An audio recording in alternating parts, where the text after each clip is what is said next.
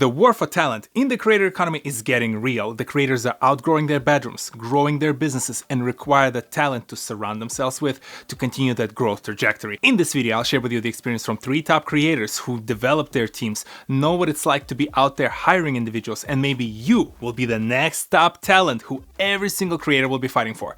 Welcome to the TohirT channel. My name is TohirT, and let's do this. It's fascinating to hear the perception out there, incorrect perception, that so many creators to this day are the one-man show.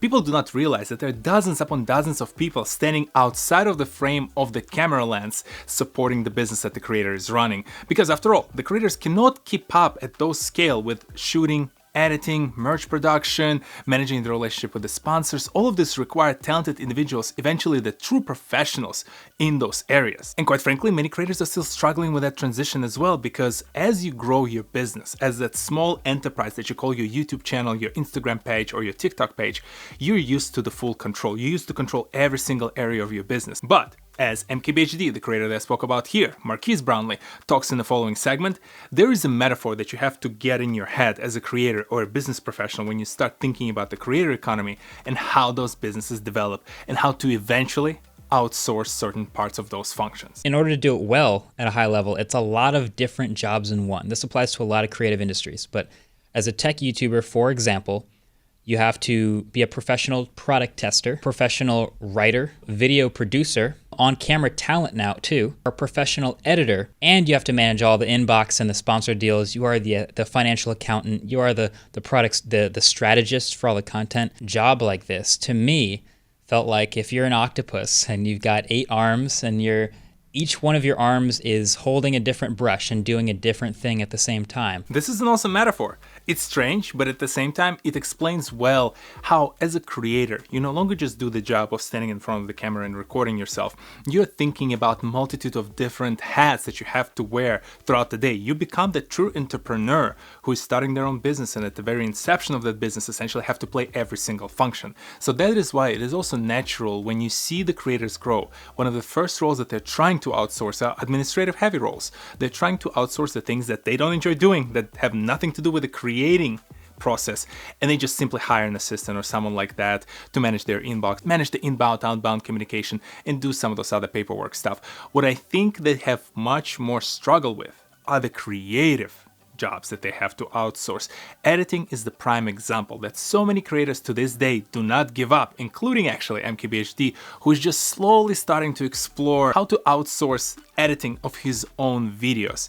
And if you think that you're also one of those creators who think that they're gonna give up their creative control by giving up the edit, I present to you one of the hottest creators, probably the top creator on the entire worldwide platform, and how he thinks about the editing jobs on his team. How did you go from even just making that decision to hire one person? It was brutally hard for me, man. The first one was just an editor, and even then it's like, because I'm so particular on how I wanted it. You know, every YouTuber says it. It's like, no one will ever be able to replicate my style. I gotta edit it. But newsflash, someone can. It's actually not as difficult as you think. I'm confident you cannot argue with that logic.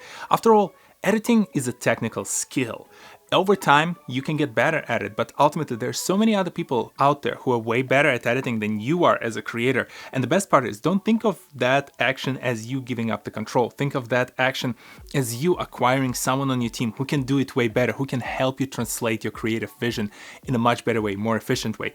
And to me personally, when I think of my day-to-day, did I learn how to edit better over the past 4 to 5 years that I've been making these videos? 100%. I got way better at editing, but ultimately that is 8 to 9 to 10 hours every week that I can take back by hiring someone to do that job for me. And those 8 to 10 hours that I can now spend on promoting my own business, developing new ideas, writing better stories for my future videos, or even building myself out, my personal brand, into the new type of industries, into new type of ventures.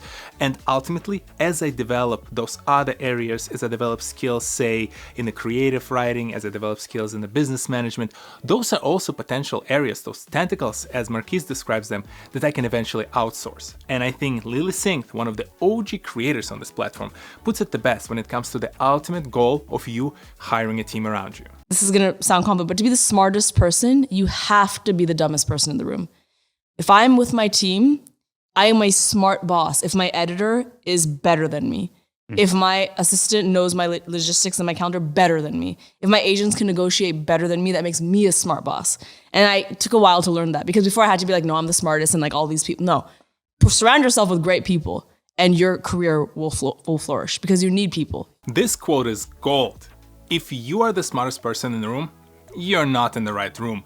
As a creator, you all have to get used to thinking about the hiring process as a way to make yourself the dumbest person in the room, because the ultimate function of you to be there is the person who owns the entire business and runs this company forward. This is exactly the same problem that I've seen so many more entrepreneurs struggle in my past PVC days, when they essentially start the company with a couple of their friends, then wear those multiple hats and do every single thing, and ultimately realize that there are people out there who are way better at those individual functions, and by hiring them, they give themselves time back to focus on growing their business. And this is the best part, because this is where you, business professional, come in when it comes to the creator economy. You need people to progress. You can't do everything yourself. And if you do everything yourself, you don't allow yourself time for opportunity. I predict that although the first hiring wave is primarily focused on those assistant jobs, followed by editors, followed by the managers, the ultimate goal of a lot of these creators who especially have been at it for a while is to build their own businesses, build their own companies and technical expertise in different areas. That process of building out the businesses and learning more about the IT space, the media space,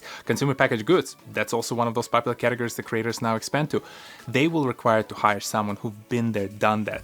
And this is where business professionals like yourself can come in. You can introduce your experience from the corporate job as you start getting tired of that corporate world and you want to explore something else. There's nothing really different in between joining the creator-led business than joining a startup. It's actually essentially the same thing. The major difference being is that when you join the startup, you join people who are good at understanding the problem and the issue, and they're trying to solve it with a product. The icing on the cake when it comes to the creators running this kind of businesses is that those creators do not only come with the understanding of the problem, they also come with millions upon millions and sometimes tens of millions of dedicated followers who are that audience who will potentially be ready to consume that product. So you skip a few steps when it comes to the marketing efforts in order for you to get that product out. And as a business professional joining that business, your job becomes making sure that there's a machinery in the pipeline in the place to help produce the product that the creator wants, and the right set of points to help them articulate that value, articulate that problem that they're solving for as they raise the funds, as they hire more business professionals,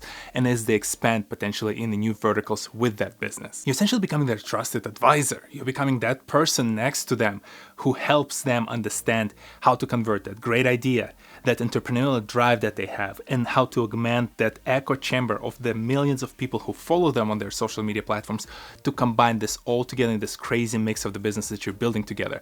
Imagine the potential that you have compared to maybe another promotion in your corporate life. So this is the exciting time for the creators who are building their businesses. This is exciting time for the business professional who maybe want to do different things with their life instead of just grinding for that next promotion and next 5 to 10% bump in their salary. And overall, for the entire industry in the creator economy, this is exciting because we will now see the influx of that experienced talent coming over, building out those companies, and the combination of the corporate world and the combination of the creator economy together will produce new industries, new type of companies, new type of products.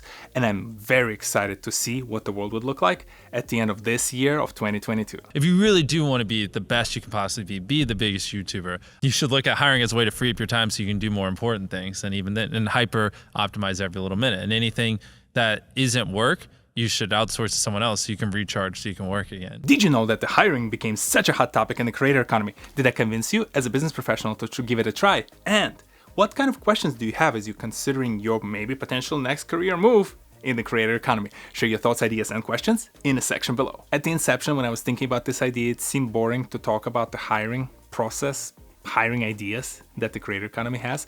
But the more you think about it, especially from the perspective of the business professional entering and sharing their experience, and the creator learning from that experience, and together them combining the forces and building something new, that can pose a lot of interesting questions. It can challenge the status quo in a lot of industries and create the products that we all will enjoy, no matter we're on the business side or the creative side. And if you're curious about similar kind of topics, you're curious about other inspirational professionals or business ideas that are prevailing in this world today, well, there are plenty of them on this channel because I'm here every Saturday at 10 a.m. Eastern. Hit that like button, hit that subscribe button, share this video with some of your friends. Here are a few more videos for you to enjoy, and I'll see you in the next one. Peace.